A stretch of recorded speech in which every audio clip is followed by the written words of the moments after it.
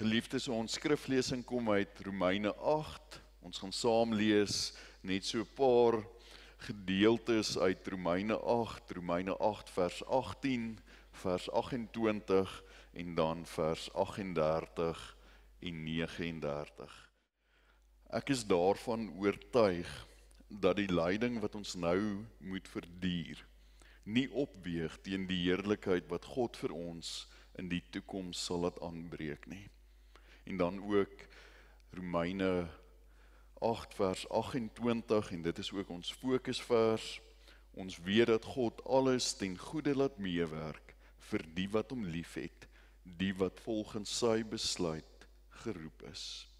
En dan ook vers 38 en 39, hiervan is ek oortuig, geen dood of lewe, of engele of magte, of teenswoordige of toekomstige dinge of kragte, of hoogte of diepte, of enig iets anders in die skepping, kan ons van die liefde van God skei nie.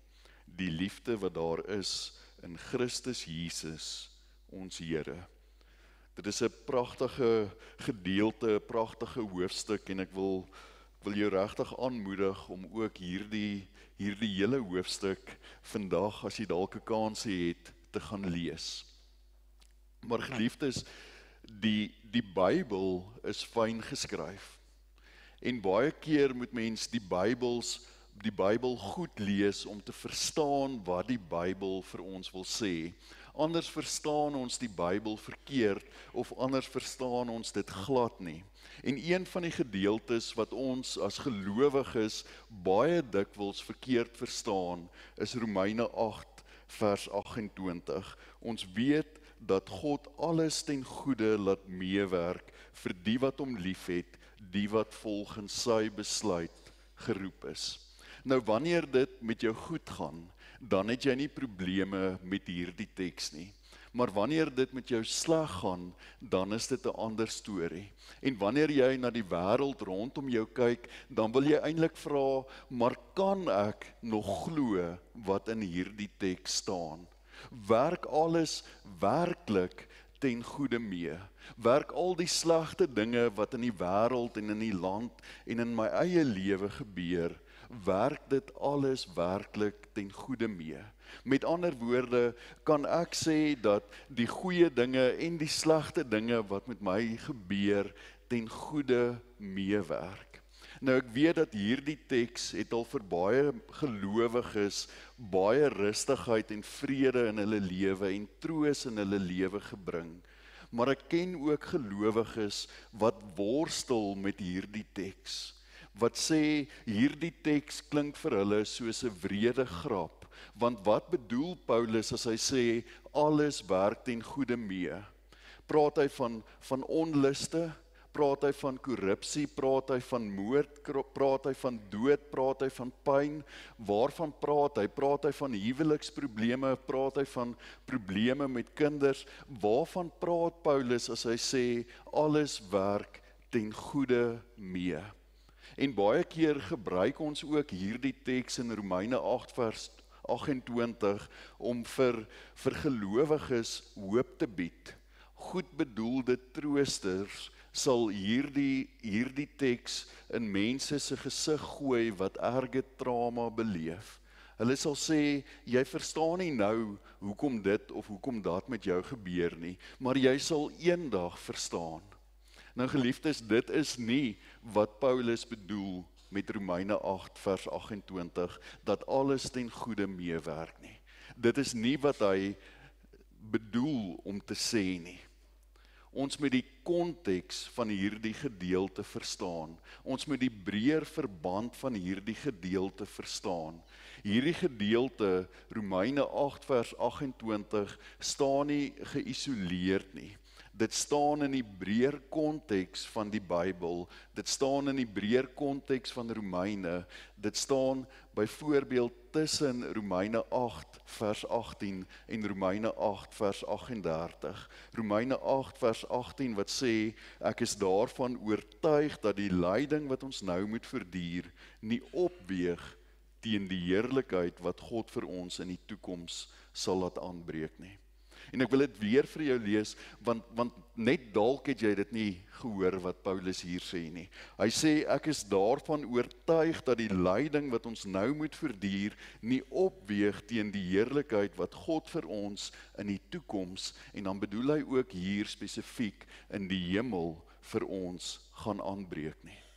En dan in vers 38 wat ons ook gelees het, staan daar, hiervan is ek oortuig, geen dood of lewe of engele of magte of teenswoordige of toekomstige dinge of kragte of hoogte of diepte kan ons skei van die liefde van God in Christus Jesus nie. Hy sê daar is niks wat ons kan skei van die liefde van God in Christus Jesus nie. Paulus sê nie vir ons gaan alles verstaan wat met ons gebeur nie.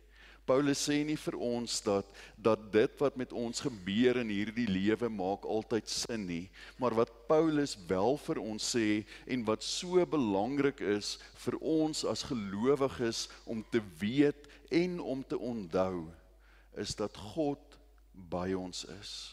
Dat God met ons is. En dit is ook wat ons in hierdie Kersfeestyd opnuut herdenk, dat Jesus na die wêreld toe gekom het. Ons herdenk sy eerste koms na die wêreld toe, waar daar geprofeteer is reeds, soos wat ek verlede Sondag ook vir julle gesê het, in Jesaja 7 vers 14, dat die maagd sal swanger word en 'n kindjie in die wêreld bring, en hy sal genoem word Immanuel, en in Matteus 1 vers 23 lees ons dieselfde woorde, dat Maria het swanger geword en 'n kind in die wêreld gebring, en hy is genoem Immanuel, God met ons. So hierdie gedeelte wil vir ons sê, dat God is daar in jou pyn. God is daar in jou seer. God is daar wanneer jy worstel met die vrae van die lewe, wanneer jy worstel oor die pad wat jy moet stap in hierdie nuwe jaar wat om die draai lê. God is daar. God is by jou. Jy verstaan dalk nie alles wat met jou gebeur nie, maar God is met jou. God is by jou. Dit is wat Romeine 8 vers 28 vir ons wil sê. En dit is 'n wonderlike troos, en dan sê vers 38 vir ons, niks kan ons skei van God se liefde nie. So wat moet ons hoor, wat sê God vir ons in hierdie gedeelte, dat hy jou liefhet, dat hy jou liefhet. Dit is nie God se wil of God se skuld dat allerlei slegte dinge met ons gebeur nie, maar God is daar wanneer die dinge gebeur in ons lewe. God is daar wanneer jy deur diep waters moet gaan. God is daar wanneer jy deur moeilike tye in jou lewe moet gaan. En een van die mooiste voorbeelde wat ek nog gevind het in die Bybel, wat juis vir ons vertel van God se teenwoordigheid in ons lewe, is die baie bekende Psalm 23, wat sê, selfs al gaan jy deur donker dieptes, moet jy nie bang wees nie. Hoekom moet jy nie bang wees nie? Want ek is by jou, sê God. Ek is by jou. En God se goed is nie noodwendig wat ons dink goed is nie. Baie keer gebruik ek Psalm 23 wanneer ek by iemand is wat in die hospitaal lê, iemand wat in 'n siekbed is. Dan sê ek vir hulle, baie keer is 'n siekbed die beste groen weivelde wat jy ooit sal hê. Want dit dwing jou as jy op 'n bed lê om op te kyk en te sê, maar ek vertrou nie op myself nie, ek vertrou op die Here. Here, U moet my help. Here, U moet vir my sorg. En dan besef jy jou afhanklikheid van die Here. Dan besef jy dat die Here elke tree en elke oomblik saam met jou is. Nou die eerste hoorders en die eerste lesers van hierdie teks in Romeine 8 het dit nie maklik gehad nie. Hulle het deur moeilike omstandighede gegaan. Hulle is vervolg, hulle het gehuil, hulle het getreur. Daar word gepraat oor die dood, daar word gepraat oor die lyding wat hulle moet verduur. En dan sê Paulus vir hulle, maar in al hierdie dinge moet julle onthou dat God julle gebeurtenis, julle situasie sal ombuig na iets moois en iets positiefs toe, wat hom sal verheerlik. En dalk is dit die sleutel van Romeine 8 vers 28, dat God dit wat met jou gebeur, ongeag of dit goed of sleg is, sal ombuig na iets moois en iets positiefs toe, wat hom ook sal verheerlik. So selfs die slegste ding wat met jou kan gebeur, sal God ombuig na iets moois en iets positiefs toe. Iets wat hom verheerlik. En die beste voorbeeld wat ek daarvoor kan ek dalk gebruik uit my eie lewe uit. Nou die meeste van julle weet, en ek weet baie van julle, soos wat ek julle hier sien, het julle eie drama en trauma gehad, waardeur julle hierdie jaar gegaan het. Net soos ek en my familie ook ons eie drama en ons eie trauma gehad het, waardeur ons moet gaan. Nou die voorbeeld wat ek wil gebruik, julle weet, die meeste van julle weet dat my pa is in so paar weke in Mei is hy gediagnoseer met pankreaskanker. En toe hy die diagnose ontvang het, het hy gesê, mag God verheerlik word deur hierdie siekte van hom. En die 17de Mei op Nia se verjaarsdag is my pa oorlede. En wat ek kan getuig, is dat God verheerlik is deur my pa se siekte en deur my pa se lewe. Wat ek kan getuig is dat God my lewe op 'n besonderse manier aangeraak het deur die dood van my pa. Die Heilige Gees het opnuut die roeping op my hart kom lê, dat elke persoon waarmee ek in aanraking kom, elke persoon wat my pad mee kruis, wil ek net nie hê daardie persoon moet verlore gaan nie. Ek wil vir daardie persoon sê, ek wil vir almal van julle sê, dat daar is hoop en daar is troos in Jesus Christus. En dit is wat Paulus sê, alles werk ten goeie mee vir die wat hom liefhet, die wat volgens sy besluit geroep is. God is aktief besig in ons lewe. God is nie 'n passiewe God wat daar ver is, wat daar een kan staan nie. God is aktief besig in ons lewe. Dit is nie soos wat daardie Engelse liedjie sê, from a distance, God is watching us nie. Dit is glad nie waar nie. God is hier. Nie van 'n afstand af nie, nie van 'n distance af nie. God is hier by ons. Hy is aktief besig in ons lewe. Hy is aktief besig in my en in jou lewe. Dit is die God wat ons dien. En toe ek 'n student was, het ek baie geworstel met hoekom moet ons al hierdie moeilike tale vat. En ons het nou in die konsistorie of in die musiekkamer het ons ook gepraat oor allerhande tale. Nou ek het as student verskriklik geworstel oor hoekom moet ek Hebreëus en Aramees en Grieks en Latyn en Duits en al daai tale vat. Hoekom moet ek dit vat? En toe moes ek 'n artikel skryf oor Psalm 32 en daarby vers 10 en 11 het ek gesien dat die Afrikaanse vertaling en die Engelse vertaling en die Duitse vertaling vertaal nie dit wat die Hebreëus, wat die oorspronklike teks eintlik sê nie. En Psalm 32 vers 10 sê dat die liefde van God omvou jou. Toe dink ek by myself, maar dit is nie presies wat die psalmdigter daar wou sê nie. Hy wou nie net sê die liefde van God omvou jou nie. En as jy in die Hebreëus gaan kyk, dan sien jy dat daardie woord is op so 'n manier geskryf in die aktiewe vorm dat die liefde van God letterlik omvou jou. Dit is nie 'n passiewe liefde nie, dit is 'n aktiewe liefde. Met ander woorde, die beter vertaling is, die vertaling wat ek toe nou daar neergeskryf het, is dat God se liefde is aktief. Dit is soos asof God sy arms om jou kom sit en sê, my kind, ek is hier vir jou. My kind, jy wat deur moeilike omstandighede gaan, jy wat dalk worstel met wat ook al in jou lewe, ek is hier vir jou. My liefde is 'n fisiese, aktiewe liefde waarmee ek jou omvou. En toe verstaan ek, hoekom moet ek Hebreëus hê? Hoekom moet ek daardie moeilike taal hê? Want God se liefde is aktief. God se liefde is tasbaar. God se liefde is hier waar ons in die kerkgebou sit, aktief besig in elkeen van ons harte. Nou ek wil net terugkom na Romeine 8 vers 28 toe.